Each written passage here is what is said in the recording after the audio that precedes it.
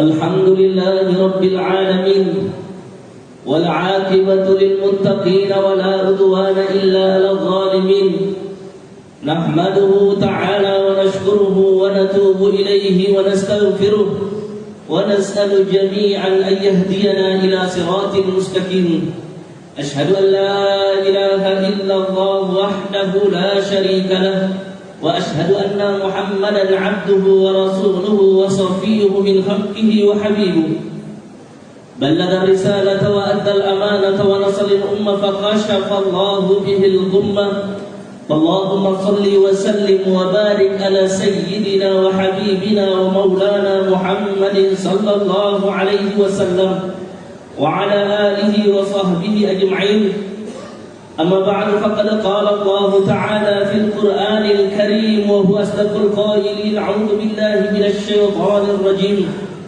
يا أيها الذين آمنوا اتقوا الله حق تقاته ولا تموتن إلا وأنتم مسلمون أوصيكم ونفسي بتقوى الله فقد فاز المتقون معاشر المسلمين sidang jamaah yang dirahmati oleh Allah Subhanahu wa taala. Pada syukur kita puji tendrigankan Allah riasa searajan dari tupuang Allah Subhanahu wa taala. Oleh karena kita masih diberikan berbagai nikmat kesehatan, nikmat kekuatan, nikmat kesempatan sehingga kita bisa hadir di bulan dari tupuang Allah Subhanahu wa taala. Ialah itu laksanakan satu perintahnya yaitu salat Jumat secara berjamaah. Maka dengan nikmat itu kita mengikuti apa yang disampaikan oleh Allah di dalam Al-Quran. Fa amma bi ni'mati rabbika fahaddits. Yang kedua, marilah kita senantiasa mengirimkan salawat dan salam kepada junjungan Nabiullah Muhammad sallallahu alaihi wasallam. Nabi yang senantiasa kita dimuliakan oleh Allah dan para malaikatnya, sehingga Allah dan malaikatnya bersalawat kepada Rasulullah sallallahu alaihi wasallam. Apatah lagi kita umatnya Nabi sallallahu alaihi wasallam. Nabi meminta kepada kita di hari Jumat untuk banyak bersalawat kepadanya. Innallaha wa malaikatahu yusalluna 'alan nabi ya ayyuhalladzina amanu sallu 'alaihi wa sallimu taslima. Yang ketiga, marilah kita senantiasa meningkatkan ketakwaan diri kita kepada Allah Subhanahu wa taala.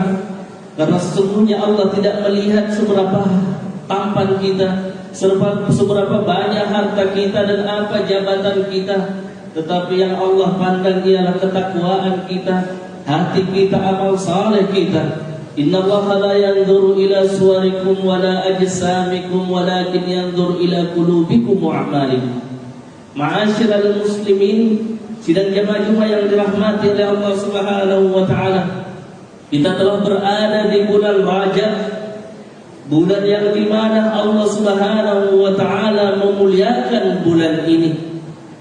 Allah menciptakan 12 bulan dan ada bulan-bulan yang Allah muliakan di dalamnya.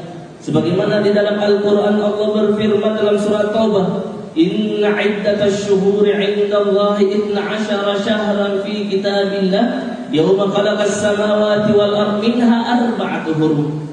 Sesungguhnya bilangan bulan di sisi Allah Subhanahu wa taala ada 12 bulan ketika Allah menciptakan langit dan bumi. Minha arba'atu hurum. Di sana ada 4 bulan yang Allah muliakan. Maka di bulan Rajab ini ada sesuatu peristiwa yang terjadi yang sangat Allah muliakan. Bukankah di setiap tiap bulan ada bulan-bulan yang Allah muliakan? Makanya di bulan itu kita memperingatinya. Di dalam Al-Quran Allah berfirman dalam surah Ibrahim, wa dzakirhum bi ayyamillah. Ingatkanlah mereka wahai Muhammad dengan hari-harinya Allah. Apa hari-harinya Allah? Bulan Muharram. Di bulan Muharram ada hijrah Nabi. Di bulan Muharram ada hari Ashura. Ini hari-hari yang dimuliakan oleh kaum muslimin. Kita naik lagi setelah Muharram ada Rabiul Awal. Di bulan Rabiul Awal Nabi Muhammad sallallahu alaihi wasallam dilahirkan. Yang terjadi perbedaan pendapat ulama tentang tanggal kelahirannya. Ada yang mengatakan 12 Rabiul Awal, ada yang mengatakan 10 dan beberapa pandangan para ulama. Kemudian kita pindah lagi ke bulan yang lain yang dimuliakan oleh Allah, yaitu bulan Ramadan. Di sana ada kita peringati nuzulul Quran. Ketika kita pindah lagi ke bulan yang lain, ada bulan Syawal, hari raya Idul Fitri dan Idul Adha, dan masuk pada bulan Rajab. Hari ini kita sudah berada pada 14 Rajab, di bulan yang dimuliakan oleh Allah Subhanahu wa taala. Mengapa Allah memuliakannya? Karena di bulan ini juga ada peristiwa, yaitu Isra dan Mi'raj Nabiullah Muhammad sallallahu alaihi wasallam. Rupanya bulan Rajab bukan dimuliakan saja di masa Nabi sallallahu alaihi wasallam, tetapi orang-orang jahiliyah sebelum datangnya Rasulullah, mereka telah memuliakan bulan Rajab. Dalam kitabnya Ibnu Rajab Al-Hambali, dalam Lataiful Ma'arif, disebutkan bahwa li'anna al-'araba fil jahiliyah, karena orang-orang Arab itu di masa jahiliyah yu'adzimuna hadha syahr, mereka memuliakan bulan Rajab dengan cara apa? Bidabahil ajirah, mereka memotong pembelian di asnamihim untuk berhala-berhala mereka. Datang Rasulullah sallallahu alaihi wasallam kemudian menentukan bulan Rajab itu bulan mulia dengan cara apa? Yaitu berhenti untuk berperang, berhenti untuk bermusuh-musuhan. Makanya bulan Rajab juga disebut dengan Syahrul Asam, yaitu bulan yang tuli, di mana kita tidak ingin mendengarkan pertikaian, permusuhan di bulan Rajab. Ma'asyiral muslimin, sidang jamaah Jumat yang dirahmati oleh Allah Subhanahu wa taala. Nah, di bulan Rajab ini ada peristiwa yang besar yang disebut dengan Isra dan Mi'raj Nabiullah Muhammad sallallahu alaihi wasallam, yang dilukiskan di dalam surah Al-Isra. Kita biasa disampaikan oleh para ulama, a'udzu billahi minasyaitonir rajim, bismillahirrahmanir rahim, subhanalladzi asra bi 'abdihi lailan minal masjidil haram ila al masjidil aqsa alladzi barakna hawlahu linuriyahu min ayatina innahu was-sami'ul basir. Peristiwa Isra Mi'raj ini, kalau kita menggunakan akal untuk mempercayainya, tidak mungkin kita akan mengatakan bahwa Nabi sallallahu alaihi wasallam melakukan perjalanan yang mulai dari Masjidil Haram ke Masjidil Aqsa, kemudian naik sampai Sidratul Muntaha. Kalau menggunakan akal tidak bisa mencapainya. Kenapa? Yang digunakan ialah hatinya. Makanya Abu Bakar As-Siddiq, ketika Nabi Allah Muhammad menyampaikan bahwa saya sudah melakukan Isra, melakukan perjalanan, yaitu dari Masjidil Haram ke Masjidil Aqsa di Palestina, kemudian naik Mi'raj ke Sidratul Muntaha, maka Abu Bakar mengatakan, saya percaya ya Rasulullah. Itulah kemudian Abu Bakar disebut dengan Abu Bakar As-Siddiq, orang yang terpercaya, karena apa yang disampaikan oleh Nabi dia percaya. Maka apa hikmah yang bisa kita ambil dari peristiwa Isra Mi'raj ini? Yaitu perjalanan Isra, yaitu perjalanan horizontal Nabi dari masjid ke masjid, Masjidil Haram menuju ke Masjidil Aqsa, kemudian naik secara vertikal kepada Allah Sidratul Muntaha. Maka hikmahnya ialah dalam hidup ini ada hubungan horizontal kita dengan sesama manusia dan hubungan kita kepada Allah Subhanahu wa taala. Semua ajaran, semua syariat disampaikan kepada Nabi sallallahu alaihi wasallam melalui perantaraan malaikat Jibril. Tetapi ada satu syariat yang Allah langsung panggil hambanya, panggil nabinya Nabiullah Muhammad sallallahu alaihi wasallam untuk mengambil perintah itu, yaitu naik ke Sidratul Muntaha, melewati langit pertama sampai langit ketujuh. Ma'asyiral muslimin, sidang jamaah Jumat yang dirahmati oleh Allah Subhanahu wa taala. Maka perintah apakah itu yang kemudian Allah langsung memanggil hambanya, memanggil nabinya, habibnya, yaitu Muhammad sallallahu alaihi wasallam? Itu perantaraan melaksanakan salat. Salat yang kita lakukan yang awalnya diperintahkan 50 rakaat kemudian menjadi 5 waktu. Menjadi 5 waktu. Dan inilah ibadah yang pertama kali akan ditanyakan nanti di hadapan Allah Subhanahu wa taala. Awal ma yuhasab, pertama kali nanti dihisab ialah perkara salat kita. Maka perbaiki salat kita. Mudah-mudahan ibadah-ibadah yang lain ikut dengan baiknya salat kita. Ma'asyiral muslimin, sidang jamaah Jumat yang dirahmati oleh Allah Subhanahu wa taala. Makanya di hari Jumat, ya ayyuhalladzina amanu, idza nudiya lis-salati min yaumil jum'ah, jika disuruh untuk melaksanakan salat Jumat fas'au ila dzikrillah. Bersegeralah untuk apa? Dzikrillah, untuk mengingat Allah. Ulama tafsir menafsirkan bahwa yang dimaksud bidzikrillah ialah bersegeralah untuk mendengarkan khutbah Jumat, karena di hari Jumat salah satu rukunnya adalah mendengarkan khutbah Jumat. Ma'asyiral muslimin, sidang jamaah Jumat yang dirahmati oleh Allah Subhanahu wa taala, untuk apa Allah kemudian memberikan kepada kita umatnya, umat Rasulullah sallallahu alaihi wasallam salat? Rupanya salat itu membentuk manusia dari beberapa hal kita dibentuk. Yang pertama, kita masuk masjid melaksanakan salat, maka ada ajaran tawaduk di dalamnya. Ajaran rendah diri kita di hadapan Allah Subhanahu wa taala. Rendah kita, saking rendahnya ialah sejajar yang paling mulia kepala kita dengan dubur kita. Maka bentuk sejajar adalah bentuk tawaduk. Apalagi kita ketika sujud, lebih tinggi tempat buang kotoran kita daripada wajah kita, menunjukkan bahwa jangan sampai kita di dalam salat menganggap diri kita adalah orang yang luar biasa, padahal di depan Allah semua adalah hamba Allah Subhanahu wa taala. Maka filosofi orang yang sujud meletakkan yang paling terhormat yaitu wajahnya, dengan sujud meletakkannya di atas tanah, menunjukkan bahwa kita tidak punya apa-apa dan kita mengharap kepada Allah Subhanahu wa taala. Yang kedua, filosofi di dalam salat ialah mengajarkan kita untuk disiplin. Disiplin dalam apa? Disiplin dalam berbagai hal. Bukankah di dalam salat kita disiplin? Tidak mungkin kita salat zuhur bukan di waktu zuhur. Tidak mungkin kita salat asar bukan pada waktu asar, kecuali di sana ada orang-orang yang melakukan musafir. Maka orang yang salat, mereka lah orang-orang yang disiplin kalau meresapi makna-makna salat itu.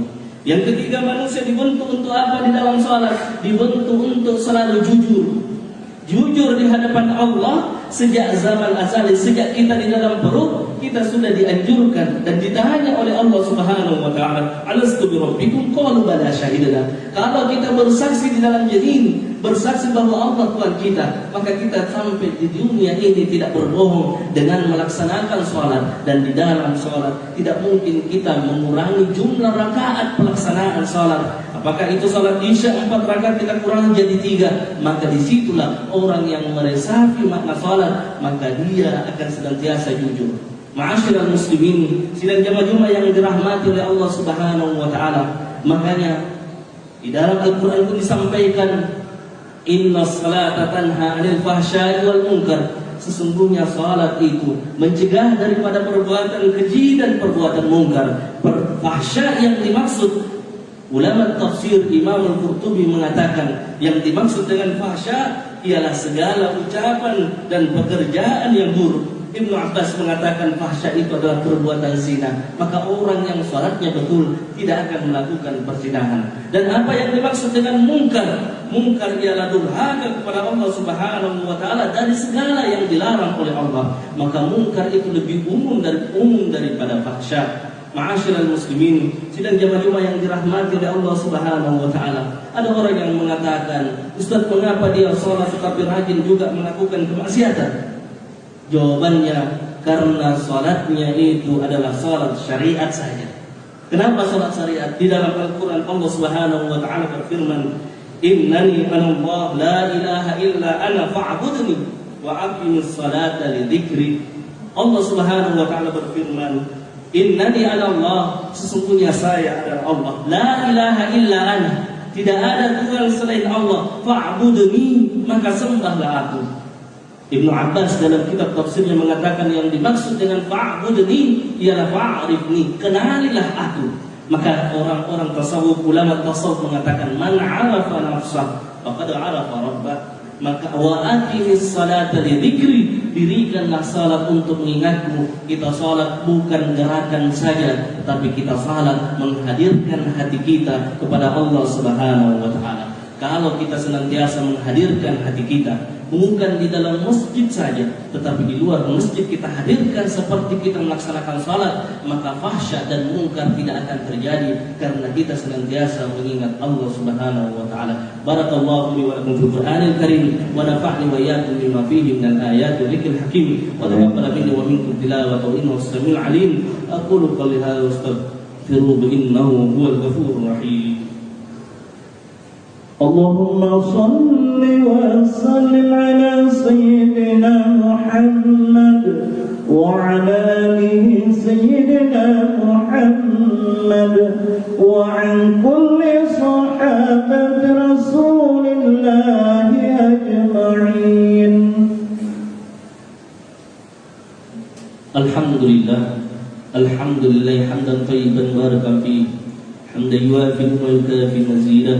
يا ربنا لك الحمد كما ينبغي لجلال وجهك الكريم وعظيم السلطان. أشهد أن لا إله إلا الله وحده لا شريك له، وأشهد أن محمدا عبده ورسوله. اللهم صل وسلم وبارك على سيدنا محمد وعلى آله وصحبه أجمعين. أما بعد، عباد الله اتقوا الله حق تقاته ولا تموتن إلا وأنتم مسلمون. إن الله وملائكته يصلون على النبي يا أيها الذين آمنوا صلوا عليه وسلموا تسليما. فأجيبوا الله عباد الله إلى ما دعاكم وصلوا وسلموا على من به الله هداكم صلى الله عليه وسلم وعلى آله وصحبه أجمعين.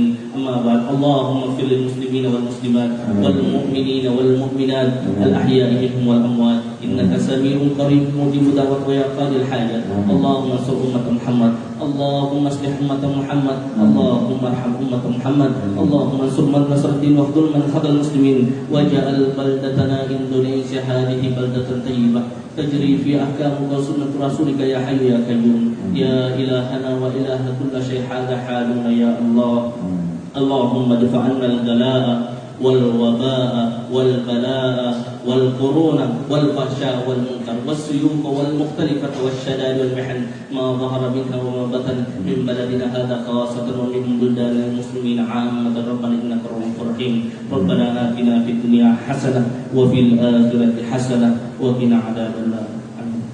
عباد الله، إن الله يأمركم بثلاث وينهى عن ثلاث: يأمركم بالعدل والإحسان وإيتاء ذي القربى وينهى عن الفحشاء والمنكر والبغي يعظكم لعلكم تذكرون. فاذكروا الله العظيم يذكركم واسألوه من فضله يؤتيكم ولذكر الله أكبر والله يعلم ما تصنعون. أقم الصلاة.